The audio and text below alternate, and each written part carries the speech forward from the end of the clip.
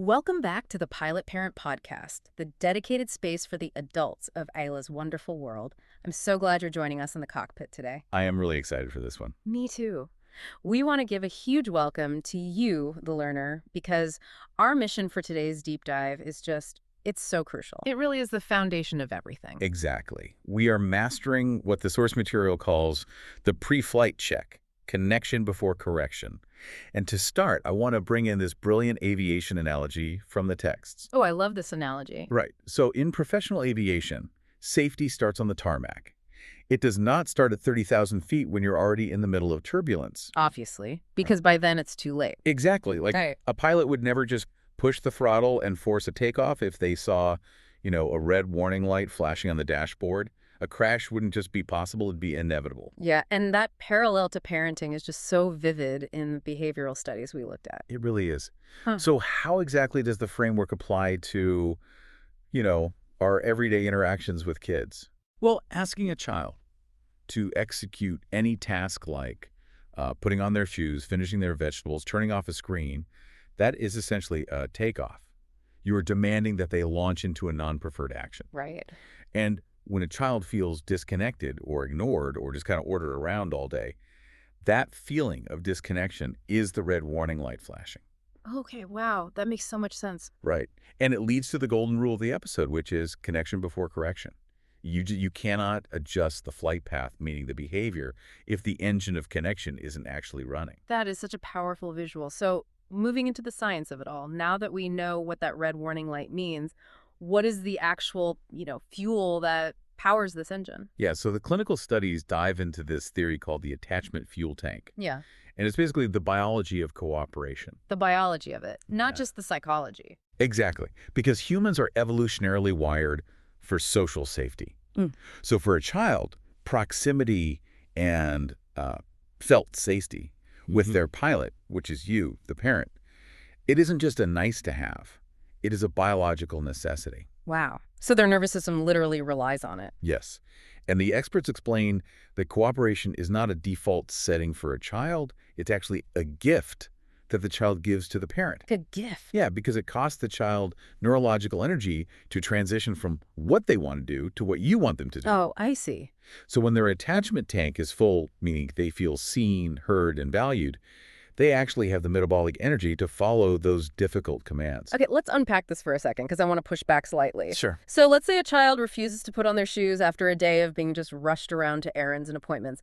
Parents usually see that as like deliberate defiance. They're doing it on purpose. Right. But you're saying it's actually an emotional stall, like an engine stalling. That is exactly what the data suggests. If a day is just filled with, hurry up and don't do that and eat your food, the tank runs dry. Because there's no real connection happening. Exactly. And the child enters this survival or resistance mode. So it's literally an empty tank. It is not a mutiny. It's an empty tank, not a mutiny. I love that.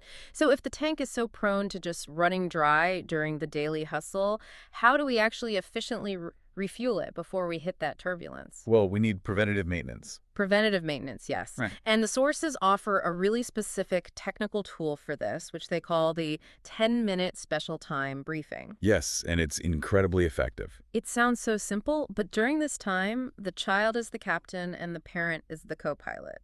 Can you walk us through the rules for this? Yeah, the experts outline a really strict protocol for this briefing. There are 3 rules. First is airplane mode. Which means what exactly? It means you put all phones and distractions physically away, like in another room. You need total presence. Okay, that's tough but fair. What's the second rule? Second is no direction. The parent does not lead, correct, or teach at all. Wait, at all? Like not even a little? Not even a little. If Okay. the captain of the child wants to just line up rocks in the dirt for 10 minutes, you, the co-pilot, sit there and line up rocks. You don't try to, teach them colors or counting with the rocks? No, absolutely no teaching. That brings hierarchy back into it. And the third rule is radiant attention. Radiant attention. I like how that sounds. Yeah, it means the parent maintains a gaze and body language that communicates, I'm just completely fascinated by your world. Okay, I have a question here because 10 minutes sounds incredibly short. It is short. Right. So can 10 minutes of just lining up rocks in silence really prevent a massive midair meltdown later in the day? It absolutely can. The sources explain the profound impact of this. Because it's a small investment, yes, but it's highly concentrated. Like a fast charger for a phone. Exactly. It saturates the child's biological need for belonging and safety. And that ensures that the next 23 hours of the flight runs so much smoother. Because their tank is finally full of that good energy. Yes, exactly. Okay, so we've filled the fuel tank. But what happens when you give an instruction? The tank is supposedly full, but the child still seems like completely deaf to you. Ah, yeah. Is the radio just broken? That's what the researchers call a radio transmission failure. A transmission failure. Okay, so it's not them just ignoring us to be difficult? Usually, no. It's rarely provocation. Children have this amazing ability to hyper-focus on their play. Oh, yeah, they really do. Like, they're in another dimension. Right. So what the sources call long-distance radio, which is like you shouting bath time Yeah. from the kitchen while they're in the living room, it literally registers as background static to a hyper-focused brain. Wow. It's just static to them. Yeah, it doesn't even penetrate their awareness. That is wild. Mhm. Okay, so to fix the radio, the methodology gives us this 4-step cockpit communication procedure to reestablish the connection. Yes, contact before command. Yes. So step 1 is get close. You have to actually move your physical body into their space. You can't just yell from down the hall. Right, you close the physical distance. And then step 2 is get low. You drop down to their eye level, like crouching down or sitting on the floor. Which removes that sort of towering, intimidating dynamic. Exactly.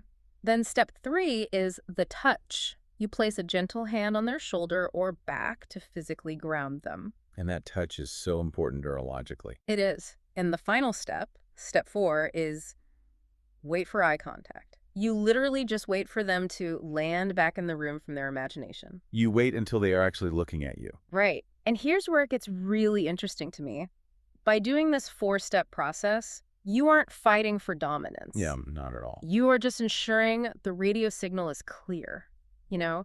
And once that connection is established, the instruction is received clearly without anyone needing to raise their voice. Exactly. You're fixing the hardware before you try to transmit the software. I love that. But okay, let's look at the philosophy side of this. Because now that we have their attention, how do we actually enforce a rule without breaking the connection we literally just built? Right, because the bad news still has to be delivered. Exactly. And this brings up a really common fear I saw across the sources. A lot of parents worry about this. Does prioritizing connecting just mean giving in to whatever the child wants? Yeah, that's a huge myth, and the expert methodology firmly debunks it. It is actually dangerous to think that way. Dangerous how? Because kids need boundaries to feel safe. The framework they use is called Authoritative 2.0. Authoritative 2.0. Okay. And the mantra is firm on the flight plan, soft on the passengers. Firm on the flight plan, soft on the passengers. That is so good. It means a pilot can be 100% firm that the plane must depart right now, that's the flight plan, while still remaining 100% empathetic to the passenger who is sad that their vacation is over. Okay, but how do you execute this in real time? Like, how do you hold the boundary of leaving the park while still being soft on the passenger who is currently throwing a massive fit about leaving the park? It's hard, right? Yeah. But the sources provide the exact script for this, which is often called the penguin or frog script. Yes. The penguin or frog script, I was hoping we'd get to this. Can you share it? Absolutely. So after you get low and make eye contact, you say, I know it's hard to stop playing. I see you are having so much fun, and it is time to go. Mm-hmm. Do you want to walk like a penguin or jump like a frog to the car? Okay, there is so much packed into that. Right. It validates the feeling entirely. Yeah, you're not dismissing their sadness. You're agreeing that leaving the park is a bummer. And I noticed the use of the word and instead of but. Yes, that is crucial, and creates a dual reality. Right, because if you say, but it's time to go, it kind of erases the empathy you just offered. Exactly. And holds the firm boundary without invalidating the emotion. And then finishing it off with, do you want to walk like a penguin or jump like a frog? It reconnects them through play. Play is the ultimate neuroregulator. It just shifts their brain right out of that threat response. It really is brilliant. So to kind of wrap all this up for our listener, it all comes back to that preventative maintenance. It really does. Just like in aviation, a well-maintained plane on the ground is going to experience far fewer failures in the air. Yep. You can't skip the pre-flight check. Exactly. Instead of spending all your time and energy fixing crises, you invest in maintenance and connection on the front end. And that investment pays off all day long. It really does. Well, before we sign off, I know you had a final provocative thought from the research to leave everyone with. Yeah, I want to leave everyone with this ultimate question to mull over the next time they hit, real turbulence with their child. Lay it on us. Ask yourself, is my child not listening? Or is my child not feeling connected enough to be able to listen? Wow. Is my child not feeling connected enough to be able to listen? That completely shifts the paradigm. It changes everything about how you approach the moment. It really does. Thank you for flying with us today on the Pilot Parent Podcast. Remember, check your instruments, fill the tank, and we'll see you in the next cockpit session for Ayla's Wonderful World. Over and out.